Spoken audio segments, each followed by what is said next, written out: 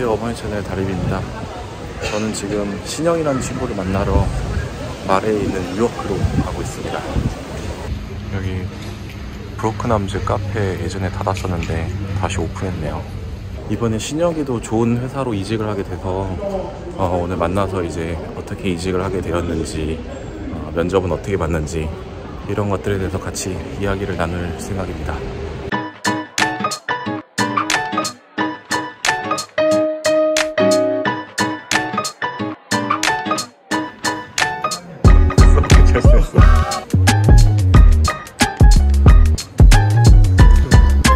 원래 되게 조용한 공간인데 사람들이 좀 많이 떠들어요. 아, 그래? 칠판에 적어야겠구만. 떠든 사람들. 그럼 우리는 커피를 한잔 할까?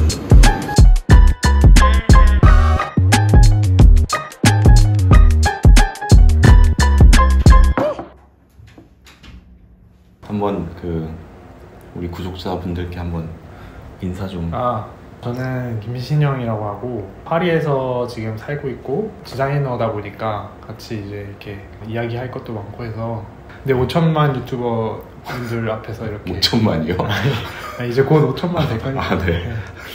예전 영상에서 이제 같이 베를린을 여행했던 이제 친구고, 근데 이제 그때 베를린을 우리가 갔다 와서 이제 신변에 좀 변화가 좀 생겼지. 그래서 그 얘기를 좀 간략하게 그냥 하자면은, 이제 그때 당시 둘이 이제 베를린 여행을 가가지고 이제 서로 이제 베를린 너무 좋다, 거의 뭐 한 3박 4일 동안 파리랑 그냥 비교만 계속 했던 것 같은데, 그래서 이제 파리가 슬슬 지겹기도 하고 한번 베를린에 있는 회사를 한번 써보는 게 어떠냐, 이동을 해보자, 이제 이런 얘기를 했었었지. 그래가지고 다시 파리로 돌아와서 너는 진짜 돌아오자마자 진짜 독일에 있는 회사 몇 개를 썼고, 나는 그때 한창 이제 핀터레스트 면접을 보고 있던 와중이었어가지고 시간이 없어서 이제 이거 끝나고 이제 나는 한번 준비를 해봐야겠다, 이제 이렇게 생각을 하고 있었었지. 근데 그러던 와중에 이제 너는 진짜로 베를린 회사에 돼버렸고, 나는 핀터레스트가 돼버려가지고 나는 이제 여기 gat혀버리고. 뭘 갇혀버려. 너 혼자만 이제 배신을 때리고 아니 본인이 같이 가자고 했으면서 혼자 가버리는 그런 아주 비겁하고 치사한 일들이 있었었죠.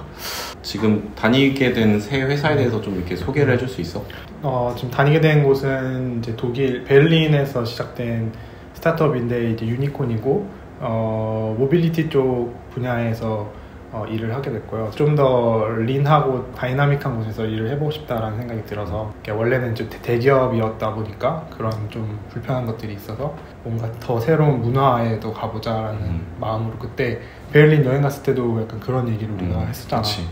그래서 베를린에 이제 본사가 있는 티어 모빌리티라는 곳으로 가게 됐고, 좀 이제 신영이 설명에 덧붙여서 얘기를 하자면은, 티어라는 회사는 이제 한국에는 그렇게 많이 알려져 있는 회사는 아니지만은 유럽에는 이제 되게 모빌리티가 이제 우리가 말하는 어떤 공유 교통시설 같은 거지, 뭐 전동 스쿠터라든지 자전거라든지 이제 이런 쪽으로 하는 서비스를 하는 회사인데, 유럽에는 되게 여러 가지 서비스가 있어요. 뭐 도트도 있고 티어도 있고 라임도 있고.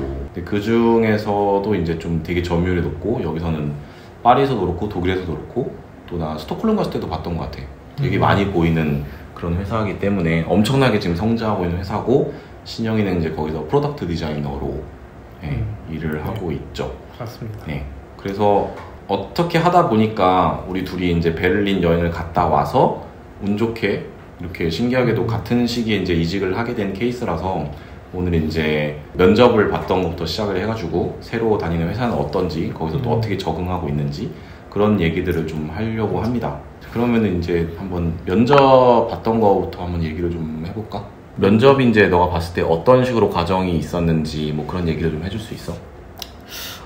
이게 회사마다 조금씩 다르겠지만, 나는 처음에 뭐 일단 지원하고 싶었던 곳이 스타트업 위주 약간 유니콘이나 중견 스타트업 같은 그런 곳들이었기 때문에, 그런 데들 기준으로 얘기를 하자면은, 처음에 이제 어플라잉 하면 HR에서 한번 스크리닝을 해서 1차적으로 면접이 잡히는데, 그건 이제 디자이너나 다른 팀원들이랑 하는 인터뷰가 아니고 이제 인사팀, HR의 담당자랑 인터뷰를 하는 거고, 사실 거기서는 이제 막 업무적인 것보다는 뭔가 본인의 커리어라던가 약간 좀 빅픽처 같은 그런 얘기를 좀 하는 거 같고, 인성이라든가 그렇죠. 자세, 태도 이런 거죠. 중요한. 그 다음에 이제 거기서 넘어가면은 팀원들 중에 이제 디자인 리드나 이제 좀 디자인 업무를 하고 있는 그런 사람들이랑 다는 아니고 몇 명 인터뷰를 했을 때 거기서는 이제 챌린지라고 테스트 같은 과제 같은 막 완전 되게 무슨 시험 보는 게 아니고 되게 프리하게 대화하면서 과제를 어떤 과제를 내줬어? 그 분야 이제 우리가 모빌리티 그쪽 분야다 보니까 그거에 관련된 토픽들에 대해서 되게 자유롭게 처음에 어떤 크리틱이나 아니면은 뭔가 뭐 임프루먼트 할 수 있는 것들에 대해서 막 기존에 있는 서비스 기존에 있는 서비스에 대해서 얘기하고 그 다음에는 이제 같이 뭔가 만들어보는 과정도 있었어. 뭔가 내가 이 같은 디자이너들이랑 같이 일을 할 때 이 합이 잘 맞는지도 중요하잖아. 뭐 스킬적인 게 아니라 뭔가 커뮤니케이션 하는 방법이라던가. 그러니까 내가 뭔가 얘네들을 약간 리드할 수 있는 커뮤니케이션 스킬이 있는지 그리고 뭔가 주어진 뭔가 문제가 미리 내가 알고 가는 게 아니라 딱 인터뷰 때 그걸 딱 보는 거잖아.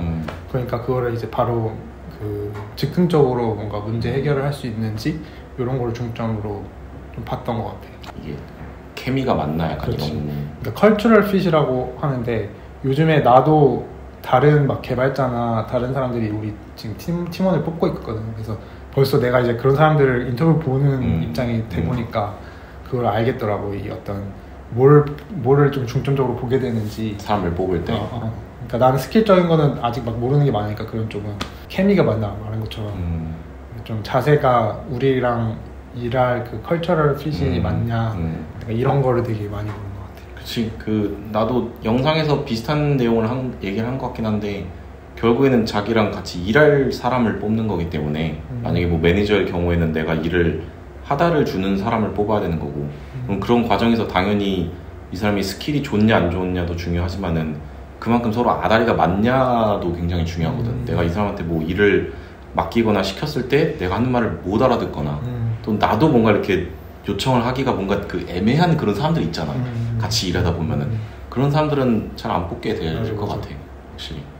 나 같은 경우에는 이제 뭐 나는 면접의 과정을 다 찍어가지고 영상을 올렸으니까 보신 분들은 다 이미 아시겠지만은 나는 이제 면접이 총 4번이 있었었고 첫 번째 면접은 이제 너처럼 나도 그냥 HR팀이랑 간단하게 이제 진행을 했고 두 번째부터 이제 지금의 내 매니저지 리드 디자이너랑 이제 두 번째 면접을 하면서 그때 이제 얘랑 1대1로 내 포트폴리오에 대해서 얘기를 했었고 세 번째부터가 이제 난 좀 빡세졌었는데 우리는 막 챌린지가 있거나 뭐 과제가 있지는 않았었어. 대신에 이제 5명 들어오는 패널 앞에서 이제 거의 1시간가량 이제 나에 대해서 그리고 내 작업에 대해서 프레젠테이션을 하고 질문을 받는 시간을 가졌었고 마지막 네 번째 면접에서는 그때 이제 들어온 패널들과 1대1로 이제 개별 면담을 하면서 이제 30분씩 그렇게 이제 준비를 했었었지. 나는 처음에 핀터레스트 이제 됐다고 했었을 때 좀 이해가 안 갔었어. 그때 맞아. 그때 왜 날 뽑았지? 왜 날 뽑았지? 그러니까 어쨌든 얘네들은 유럽 시장을 공략하려는 쪽에서 프랑스에 있는 이제 디자이너를 뽑은 거잖아. 그러니까 그만큼 프랑스 시장이 밝기도 해야 되고 내가 불어를 당연히 할 줄 알지만 내가 프랑스인도 아니고 프랑스에 그냥 거주하는 한국인인데 그걸 뽑은 거야. 그때도 지원자가 한 200명가량 정도 있었었는데 뭐 대부분 프랑스인들이었겠지? 프랑스인들이 영어를 다 못하나? 약간 이런 생각도 그것도 있어. 그것도 있어. 이런 생각이 들 정도로 왜 나를 뽑았지? 이제 좀 의아했었었고 내가 좀 면접을 봤던 것 중에서 이건 좀 내가 생각해도 약간 잘했다라고 생각했던 부분은 세 번째 면접에서 프레젠테이션을 할 때 이제 처음에는 내가 포트폴리오 웹사이트가 있다 보니까 그거를 그대로 보여주려고 했었어. 그러니까 기존에 갖고 있는 포트폴리오를 그냥 보여주면서 이제 순서대로 내 작업을 설명해야지. 이미 갖고 있는 글들이 있을 때. 이미 갖고 있는 포트폴리오 사이트가 있고 거기에 올려져 있는 작업들은 다 업데이트가 되어 있으니까 그렇게 준비를 하다가 어느 날 갑자기 안 될 것 같은 거야. 이렇게 준비를 하면은. 왜냐면 내가 그때 올려놓은 웹사이트들은 정말 말 그대로 누구나 와서 볼 수 있게 맞춰진 포맷이잖아. 그치. 근데 이거는 정말 약간 디자이너들이 다 들어와서 하는 면접인데 이거를 그냥 그대로 보여주면은 이거는 뭔가 최적화가 안 될 것 같다는 생각이 갑자기 들어가지고 한 3일인가 이틀 남았었는데 갑자기 새로 다 엎었어? 다 엎고 프레젠테이션 아예 새로 만들었어. 그러니까 그게 진짜 컸네. 그러니까 내가 진짜 중점적으로 보여주고 싶은 작업들 또 내가 말하면서 어떤 그 동선이란 게 있잖아. 그치. 말하면서 이걸 소개하고 저걸 소개하고 근데 내가 이 웹사이트를 그대로 보여주면은 계속 스크롤을 막 이렇게 하면서 보여줘야 될 것 같은 거야. 그러니까 그런 것들을 다 짜가지고 이제 프레젠테이션을 새로 만들었고, 그리고 이제 또 한 가지 좀 이건 잘했다라고 생각하는 거는 핀터레스트 사이트에 들어가서 걔네 브랜드 가이드 페이지를 봤어. 그 핀터레스트는 폰트라든가 또는 디자인 어떤 규격이란 걸 공개하진 않거든. 공개하진 않지만 보면 대충 보이잖아. 맞아. 얘네가 컬러를 어떻게 쓰고 사진은 이렇게 배치하고 폰트는 이 폰트를 쓰는구나. 물론 그 폰트를 찾진 못하고 비슷한 폰트로 찾아가지고 넣긴 했었지만은 그 프레젠테이션은 그 브랜드에 맞춰서 만들었어. 그러니까 나는 너네 브랜딩을 안다. 그렇지. 이걸 어필을 하는 거지. 나는 너네 브랜딩을 이해하고 있다. 리스펙할 줄 알고 그 브랜드를 맞춰서 작업할 수 있는 사람이라는 거를 좀 어필했던 것 같아. 약간 쇼미더머니도 2차, 3차 올라가면서 2차 때 보여줬던 거 약간 비슷하면은 여기 약간 성장 가능성이 여기까지인가 봅니다 이러고 딱 탈락시키잖아. 그렇지. 그런 느낌이네. 함께 갈수록 불구덩이에 빠질 뻔했지. 그렇지, 바로 그 불구덩이 올라오지. 근데 뭐 매니저 입장에서도 얘가 이번에 다시 또 3차로 봤는데 또 얘가 새로 준비해가지고 다시 다 짜왔네라고 하면은 이렇게 생각할 수 있어. 근데 확실히 내가 옆에서 그때 봤을 때 형은 준비를 진짜 열심히 했고 준비 많이 했지. 그 하나의 인터뷰를 위해서만 엄청난 프레젠테이션 양의 그 준비를 했잖아. 따로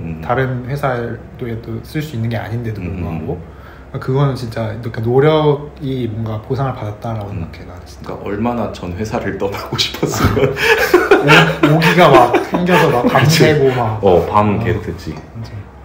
아니 근데 진짜 확실히 나도 느끼는 게 형이 유튜브 할 때도 영감에 대한 거 되게 많이 고민을 했었잖아. 그것도 좀 잘 맞았던 것 같아. 키워드가. 그러니까 그 분야에 대한 지식이 어느 정도 있는 상태에서 인터뷰를 보면은 무슨 얘기를 해도 막히는 게 없는 거야. 그냥 내가 모르면은 이 부분은 모른다 이렇게 얘기할 수 있고 아예 모르지는 않는 거지.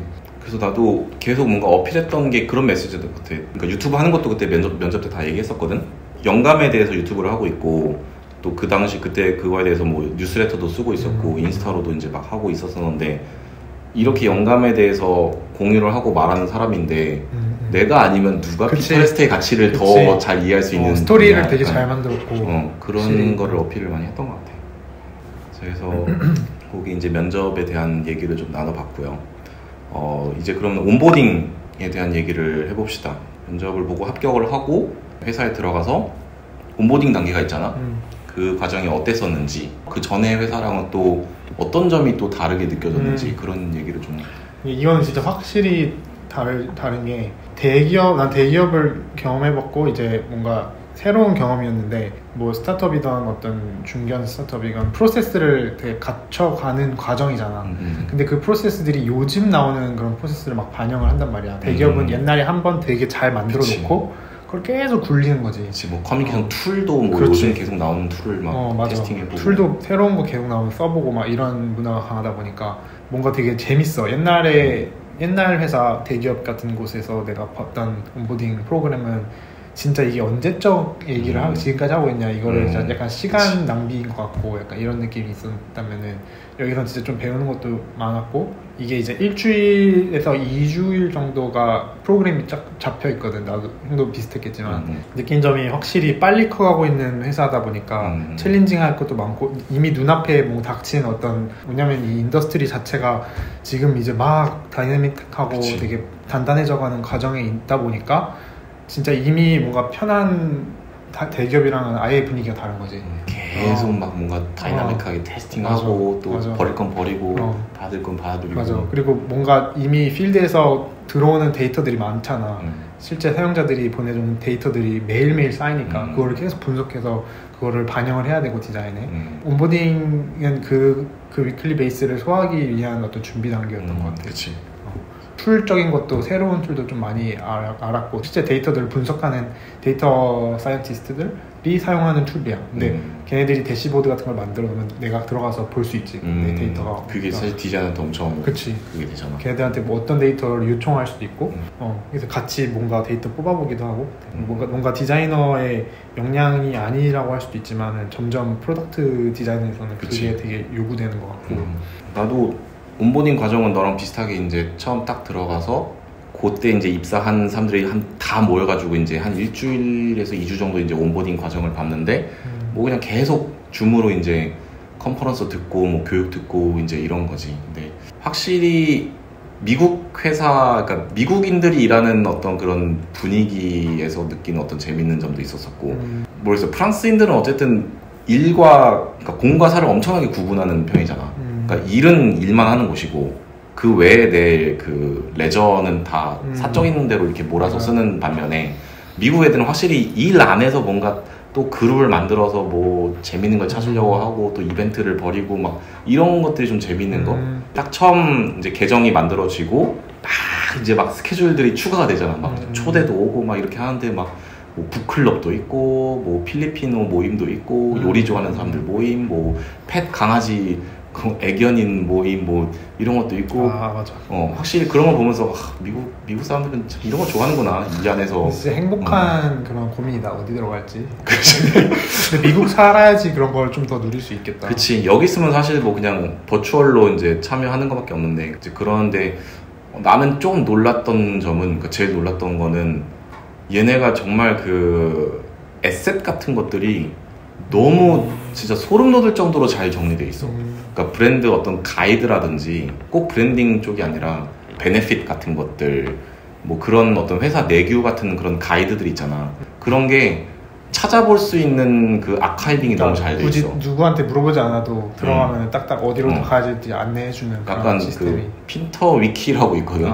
거기 찾아보면 그냥 다 있어. 근데 진짜 큰 기업이니까 그런 게 확실히 더 체계적으로 잘 돼 있겠죠. 그리고 얘네들이 진짜 그 리액션이 엄청나게 빨라. 그냥 질문하면은 바로 당일날 딱딱딱 티켓 열려가지고. 프랑스랑 많이 다르네. 프랑스는 뭐 한 일주일 걸려야 그게 답변이 오잖아. 그것도 해결도 안 되고. 그러니까 각각 담당 부서들이 너무 잘 짜여져 있고 거기에 필요할 때 나는 의뢰만 하면은 거기에 대한 답변을 너무 이렇게 잘 주니까 확실히 이게 미국의 시스템이 근데 이런 거는 확실히 차이가 있다. 왜냐면 빅테크 중에 하나잖아. 어떻게 보면은 그러니까 핀터레스트도 테크를 하는 베이스를 깔려 있기 때문에 미국의 막 유명한 빅테크 기업처럼 어떤 그런 스트럭처가 딱 짜여져 있을 것 같아. 맞아. 그리고 이게 사이즈가 어마어마하잖아. 그 규모가.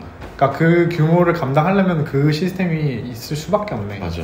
얘네들 입장에서도 사실 디자이너라던가 개발자 같이 정말 이런 익세큐트를 하는 사람들은 그 시간이 돈이거든. 걔네들이 그거를 익세큐트를 할 수 있는 시간이 많아야지만 돈이 그 회사가 돈을 버는 거잖아.